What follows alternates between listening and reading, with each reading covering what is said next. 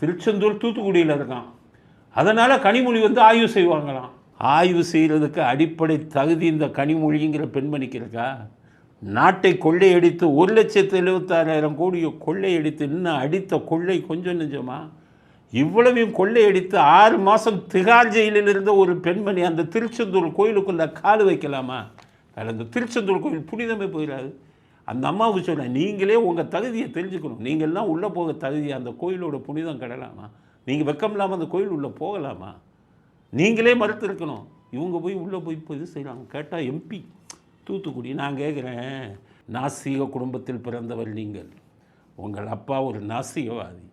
அந்த நாஸ்திகவாதிக்கு பிறந்தவர் நீங்கள். தெய்வங்களை கிண்டல் செஞ்ச ஆள் நீங்கள். திருப்பதிக்கு அங்கே இருக்கிற ஆந்திரா எம்பிட்ட ரெக்கமெண்டேஷன் லெட்டர் வாங்கிட்டு திருப்பதி கோயிலில் போய் சாமி கும்பிட்டு வெளியில் வந்துட்டு நிருபர்கள் பார்த்த உடனே, இல்லை உள்ளே என்ன இருக்குதுன்னு பார்க்க வந்தேன், ஏதோ ஒரு பொம்மை மாதிரி ஒன்று இருக்குதுன்னு பெருமாளை கேலி செய்தவர் இந்த பெண்மணி. இந்த பெண்மணிக்கு வந்து திருச்செந்தூரில் போய் கால் வைக்கிறதுக்கு உங்களுக்கு தகுதி இருக்கா?